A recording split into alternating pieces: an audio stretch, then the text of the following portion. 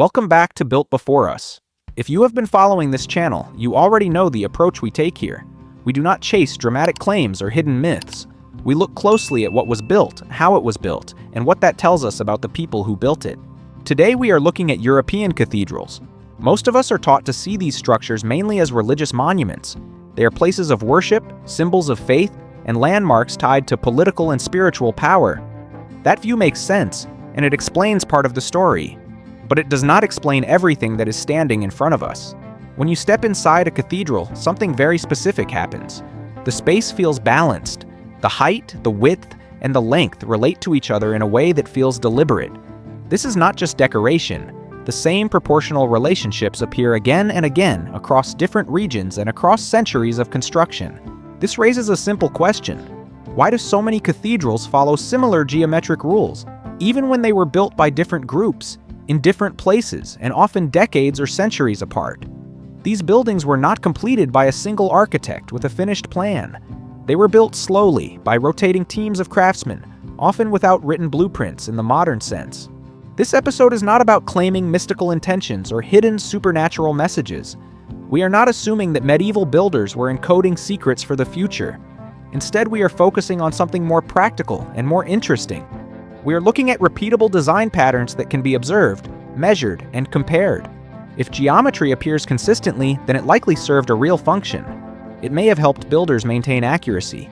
It may have ensured structural stability. It may have allowed knowledge to survive even when written plans did not. In this video, we will explore the idea that cathedrals were more than places of worship. They may also have been systems for storing and transmitting knowledge. Not knowledge written in books, but knowledge built into space, proportion, and form. The standard explanation for European cathedrals is clear and widely accepted. These buildings are understood primarily as religious structures created to serve Christian worship, reinforce church authority, and inspire spiritual reflection. Their scale and complexity are usually explained as expressions of devotion, wealth, and power during the medieval period. According to this view, geometry played a supporting role rather than a central one. Shapes, proportions, and symmetrical layouts are often described as symbolic tools. The cross-shaped floor plan represents Christian theology. Vertical lines draw the eye upward toward heaven. Repeating patterns are said to guide emotion rather than convey technical knowledge. In this framework, the builders of cathedrals are seen mainly as skilled laborers, executing designs approved by church leadership. Bishops, patrons, and religious institutions determined the overall vision, while master builders translated that vision into stone. Geometry, in this sense, helped organize space but did not define the purpose of the structure. This explanation also emphasizes aesthetics and ritual experience. Cathedrals were meant to overwhelm the senses. Light filtered through stained glass, echoing acoustics, and soaring ceilings were designed to create awe and reinforce belief. Proportion mattered because it shaped how people felt inside the space, not because it carried practical or instructional value. From this perspective, similarities between cathedrals across Europe are not especially surprising. The church operated as a unifying institution. Religious ideas traveled along trade routes and through clerical networks. Architectural styles spread in the same way, carried by tradition and imitation rather than by formal systems of knowledge transfer. In textbooks and museum guides, this interpretation is usually presented as sufficient. Cathedrals look similar because they belong to the same religious culture. Geometry appears because symmetry is pleasing and effective. There is no need to search for deeper structure beyond belief, symbolism, and artistic preference. This explanation is reasonable, and it should not be dismissed lightly. Religion did shape medieval life, and spiritual meaning mattered deeply to the people who built and used these spaces. However, accepting this interpretation fully also means overlooking certain practical questions. It assumes that geometry was optional rather than essential, and that precision emerged naturally from tradition rather than from a shared technical system. Up to this point, the standard interpretation gives us a story that feels complete. Cathedrals are impressive because faith demanded it, and geometry appears because beauty and symbolism required order. But once we begin to look more closely at the buildings themselves, this explanation starts to feel incomplete. The standard explanation begins to feel strained when we look at how consistent cathedral design really is. Across Europe, buildings constructed in different centuries often share nearly identical proportional relationships. The height of the nave aligns with the width of the structure. The length follows ratios that repeat with surprising accuracy. These patterns appear too frequently to be dismissed as coincidence or simple imitation. If geometry were only symbolic or decorative, we would expect variation. Artistic traditions usually drift over time. Styles change, preferences shift. Yet many cathedrals maintain proportional rules that remain stable even when decorative elements evolve. This suggests that something more rigid than taste was guiding their design. Another issue is precision. Medieval builders were working with stone blocks weighing tons, often cut and placed with tolerances that still impress modern engineers. Decorative symbolism does not require this level of accuracy. Structural stability does. If proportions were off, the building would fail. Geometry, in this context, was not optional. It was necessary. The timeline of construction creates another problem for the standard view. Many cathedrals took generations to complete. Builders who began the work often never saw it finished. Leadership changed, political conditions shifted, funding fluctuated. Despite all of this, the underlying proportions usually remained consistent from start to finish. This continuity is difficult to explain if geometry was only aesthetic guidance rather than a governing system. There's also the question of coordination. Multiple teams worked on different parts of the same structure over decades. These teams did not always overlap. They did not always share written instructions. Yet the final result often feels unified, as if it were guided by a single plan. This implies the existence of shared rules that could be understood and applied without detailed drawings. When we compare cathedrals across regions, the pattern becomes even harder to ignore. Builders in France, England, and parts of Germany followed similar geometric logic, despite regional differences in materials and decoration. Cultural exchange explains some overlap, but it does not fully account for the consistency of structural ratios across such distances. At this point, the symbolic explanation starts to weaken. Symbolism alone does not require builders to align dimensions with such care. Faith does not demand repeatable ratios. Artistic tradition does not enforce mathematical consistency across centuries. These buildings behave less like free expressions of belief and more like products of a controlled system. This does not mean the church was hiding secret knowledge. It means the standard explanation may be incomplete. It explains why cathedrals mattered, but not how they could be built so reliably under difficult conditions. It explains meaning, but not method. The problem is not that the traditional interpretation is wrong. The problem is that it leaves unanswered questions about practice. How did builders maintain accuracy without modern tools? How did knowledge survive long construction gaps? And why does geometry appear to function as a rule set rather than an ornament? Once these questions are raised, the focus begins to shift. The issue is no longer what cathedrals represented, but how they worked. To understand what was really happening, we need to shift our focus away from symbolism and toward construction.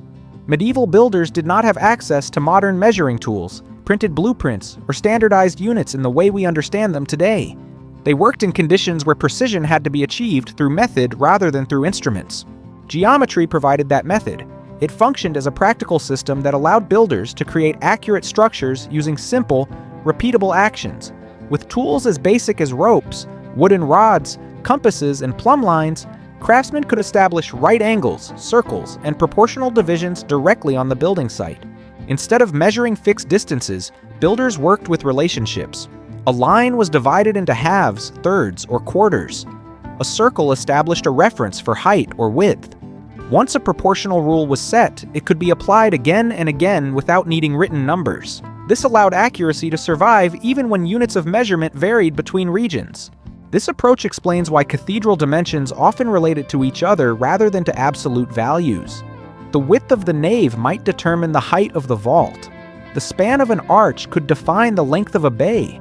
Geometry linked every part of the structure into a coherent system, where changing one element automatically affected the others. Construction methods like these were well suited to long building timelines. A master builder could lay out the geometric framework at the beginning of a project. Future builders, even decades later, could read that framework directly from the existing stonework. The building itself became a guide. This also reduced dependence on written plans. Paper was expensive. Literacy among craftsmen was limited. Drawings could be lost, damaged, or misunderstood. Geometry avoided these problems by embedding instruction directly into physical space.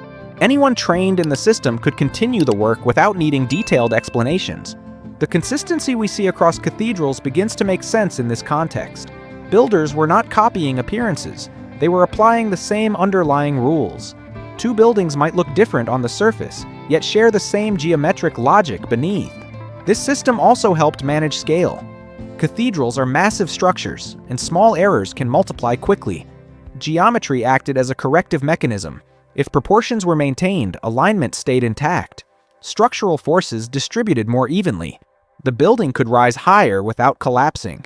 Importantly, this does not require advanced mathematics as we understand it today. It requires practical geometry, learned through apprenticeship and repeated use. The knowledge lived in practice rather than in theory. It was taught by doing, not by writing. Once geometry is understood as a construction system, its presence in cathedrals becomes less mysterious and more intentional. It was not added after the fact for meaning. It was present from the beginning as the backbone of the entire project. At this stage, geometry stops looking like decoration and starts looking like infrastructure. It is the invisible framework that made these buildings possible in the first place. One of the most overlooked aspects of cathedral construction is how knowledge survived across time. These buildings were not the work of a single generation. Construction often stretched across decades or even centuries. During that time, master builders retired, died, or moved on. Political priorities shifted, funding paused and resumed. Yet the logic of the structure usually remained intact. This continuity suggests that knowledge was not stored in fragile forms. It did not rely on complete drawings that could be lost or damaged. Instead, it lived in a system that could be read and reused. Geometry served that role. Cathedrals were built by rotating teams of craftsmen. Masons, carpenters, and laborers joined and left the project as time passed. What connected them was not a fixed blueprint, but a shared understanding of geometric rules. These rules told them how to extend walls, raise vaults, and align new sections with existing ones. Geometry functioned as a memory system. The proportions embedded in the structure preserved decisions made long before. A builder did not need to know who designed the original plan. By reading the geometry already present in the stone, they could continue the work correctly. This form of memory was robust. It did not depend on language, literacy, or centralized control. It depended on practice. As long as craftsmen were trained in the same geometric methods, the knowledge survived. The building itself became the record. This also explains why similar systems appear across regions. Builders traveled. Apprentices learned from masters and carried methods with them. Geometry provided a common framework that could be adapted to local materials without losing its core logic. Written texts can be misinterpreted, drawings can degrade, instructions can be forgotten. Geometry avoids many of these problems. It encodes information spatially. It is difficult to erase without destroying the structure itself. Seen this way, cathedrals were not only places of worship, they were repositories of applied knowledge. They stored solutions to engineering problems in a form that could outlast individuals and institutions. When we think of memory, we often think of books and archives. Medieval builders thought differently. They built memory into stone. When we step back and look at European cathedrals through this lens, they begin to read differently. They are no longer only monuments to belief or displays of artistic ambition. They appear as carefully structured systems designed to carry knowledge forward through time. Geometry, in this context, was not decoration and not hidden symbolism. It was a working language. It allowed builders to coordinate across generations. It ensured stability at massive scale. It preserved decisions long after the people who made them were gone. Seen this way, a cathedral functions like a manuscript written in stone. Its pages are not bound together. They are stacked vertically and stretched across space. Each proportion, alignment, and repetition records a rule that could be read by those trained to see it. This perspective does not reduce the spiritual meaning of these buildings. It adds another layer to it. The same structure that shaped worship also shaped knowledge. The same space that guided belief also guided construction. What matters most is not whether medieval builders thought of geometry as sacred. What matters is that they trusted it. They relied on it to solve practical problems that had no margin for error. They used it to build structures that still stand today. This raises a broader question. How many other ancient or medieval structures are misunderstood because we focus only on meaning and not on method? How much knowledge has been preserved in physical form simply because it worked? If we only read history through texts, we miss what was never written down.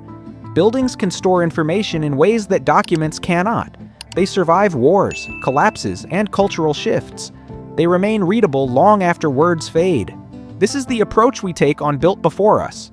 We look at what was built, how it was built, and what that reveals about human capability.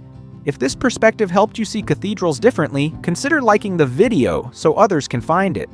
Subscribe to the channel if you want to explore more structures that challenge simple explanations. And let me know in the comments which site or question you want us to examine next.